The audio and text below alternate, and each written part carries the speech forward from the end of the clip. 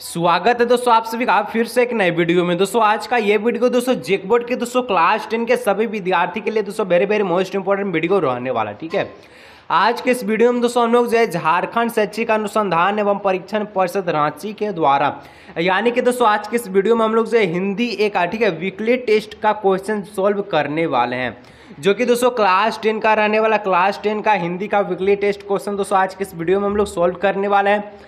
इसलिए दोस्तों वीडियो को शुरू से लेकर अंत तक देखिएगा। जितना भी दोस्तों उनको इस वीडियो को जरूर से जरूर शेयर कीजिएगा। और अगर दोस्तों आप चैनल पर दोस्तों पहली बार आए होंगे तो चैनल को दोस्तों सब्सक्राइब करने के साथ साथ दोस्तों बेल नोटिफिकेशन कॉल पे प्रेस कर लीजिएगा और वीडियो को दोस्तों एक लाइक कर लीजिएगा। ठीक है, तो जैसा कि दोस्तों आपको पता है कि वीकली टेस्ट का जो क्वेश्चन दोस्तों टोटल क्वेश्चन आपका 16 रहने वाला। पर क्वेश्चन पे दोस्तों आपको और हाई नंबर मिलेगा, यानी कि टोटल क्वेश्चन का जो संख्या होगा नंबर होगा दोस्तों आपका 40 नंबर का रहने वाला। ठीक है, तो चलिए बिना देरी के दोस्तों हम लोग वीडियो को स्टार्ट करते हैं। सिर्फ वीडियो को दोस्तों अंत तक देखिएगा और आप क्वेश्चंस का मजा लीजिए। ठीक है, तो चलिए आपका जो पहला प्रश्न दोस्तों कहता है, क्या कहता है हिंदी का वीकली टेस्ट का पहला क्वेश्चन कहता है दोस्तों गोपियाँ किसकी अनन्य भक्त थी। ठीक है, बहुत इंपॉर्टेंट क्वेश्चन दोस्तों, वीडियो को अंत तक देखिएगा।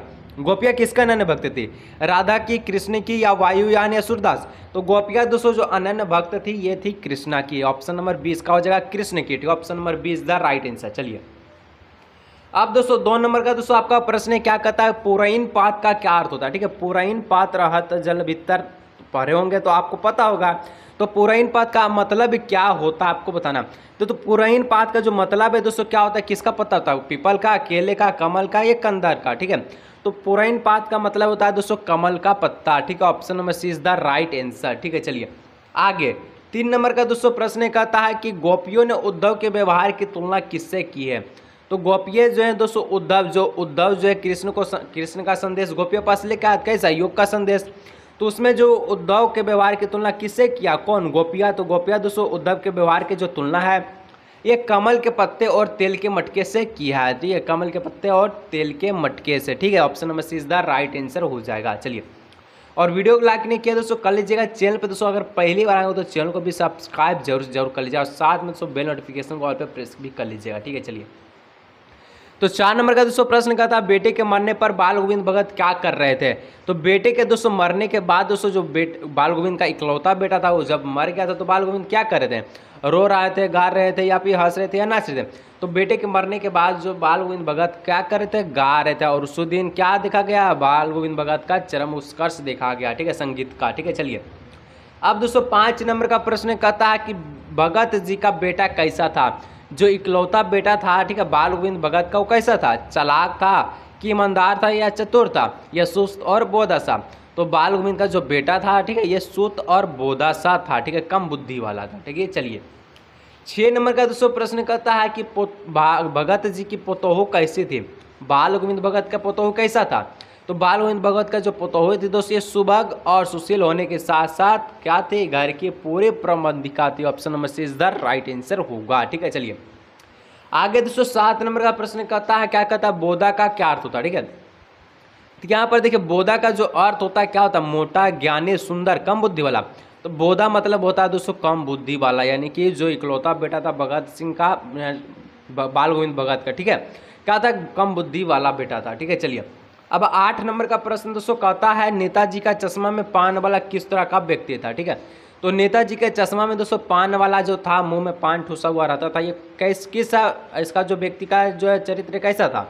तो ये एक प्रकार के मोटे थे, हंसमुख और खुश मियाज वाला व्यक्ति था। यानी कि पान वाला जो था एक मोटा सा हंसमुख और खुश मियाज वाला व्यक्ति था। ठीक है, जब भी कुछ बात करता तो क्या मुँह में से पान को बिक के बात करता था। ठीक है, चलिए 9 नंबर है दोस्तों कि नेताजी का चश्मा में नेताजी का चश्मा पाठ में नेताजी की प्रतिमा किस चीज़ की बनी थी। प्रतिमा माने मूर्ति। ठीक है, मूर्ति किस चीज़ की बनी थी दोस्तों नेताजी का। तो यहाँ पर जो नेताजी का जो मूर्ति था ये संगमरमर की पत्थर की बनी हुई थी, मार्बल्स का। ठीक है, मार्बल। ऑप्शन नंबर 20 का राइट आंसर होगा। चलिए अब दोस्तों 10 नंबर का प्रश्न कहता है नेताजी की मूर्ति पर चश्मा कौन बदलता था। ठीक है, तो नेताजी के जो मूर्ति पर चश्मा बदला करता था, क्योंकि जो प्रतिमा बना था उसमें चश्मा था ही नहीं, तो चश्मा कौन बदलता था आखिरकार, क्या हवलदार साहब या पान वाला या कैप्टन या लेखक। तो कौन बदलता था, कैप्टन बदलता था, क्योंकि कैप्टन चश्मा का क्या करता, फेरी करता था चश्मा का। जब भी जो है देखता कि यहाँ पर नेताजी सुभाष चंद्र बोस के मूर्ति पर यानी प्रतिमा पर चश्मा नहीं है तो क्या करता, बदल देता था। और जो भी चश्मा लगा हुआ रहता था, चश्मा नेताजी सुभाष चंद्र बोस के, ठीक है, तो अगर किसी ग्राहक को पसंद आता तो उसको देकर दूसरा चश्मा को लगाता था, इसलिए इसको कहते हैं कि बदलता रहता था। ठीक है, चलिए अब दोस्तों आगे 11 नंबर है कि नेताजी का चश्मा पाठ के लेखक कौन है। ठीक है, तो नेताजी का चश्मा पाठ के लेखक कौन है। अब एक चीज़ यहाँ पर ध्यान रखें, नेताजी का चश्मा, अब चश्मा जो रहता है दोस्तों ये आप स्वयं पहनते हैं या फिर किसी अन्य के सहायता से पहनते हैं। ठीक है, तो चश्मा आप क्या करते हैं, खुद पहनते हैं, तो खुद पहनते हैं तो क्या स्वयं, यानी कि स्वयं प्रकाश का राइट आंसर होगा। ठीक है, चलिए आगे दोस्तों 12 नंबर है कि लेखक क्या खेलते थे। तो लेखक जो है दोस्तों ये कौन लेखक, यहाँ पर किसका बारे में बात हो रहा, तो यहाँ पर दोस्तों तारकेश्वर नाथ यानी कि शिवपूजन सहाय के जो हैं, ठीक है, माँ का आंचल वाले। ठीक है, लेखक क्या खेलते थे, लूडो, क्रिकेट, नाटक, गिल्ली डंडा। तो गिल्ली डंडा नहीं, क्रिकेट नहीं, लूडो, बल्कि नाटक खेलते थे। ठीक है, और इसमें उसके पिता भी शामिल हुआ करते थे। ठीक है, चलिए अब दोस्तों 13 नंबर का प्रश्न कहता है हवलदार साहब को क्यों लग रहा क्या मूर्ति पर चश्मा नहीं लगेगा। ठीक है, तो नेताजी सुभाष चंद्र बोस के जो प्रतिमा था उस पर अब चश्मा क्यों नहीं लग रहा है, ऐसा हवलदार साहब को लगेगा। तो ऐसा इसलिए लग रहा था दोस्तों क्योंकि कैप्टन जो है मर गया था और कैप्टन ही नेताजी की मूर्ति पर क्या चश्मा बदलता था। अब कैप्टन मर गया तो चश्मा लगाएगा कौन, इसलिए ऑप्शन नंबर 20 का राइट आंसर होगा। ठीक है, चलिए अब 14 नंबर है दोस्तों कहता बाल गोविंद भगत ने बेटे के क्रियाक्रम में किससे आग दिलवाई।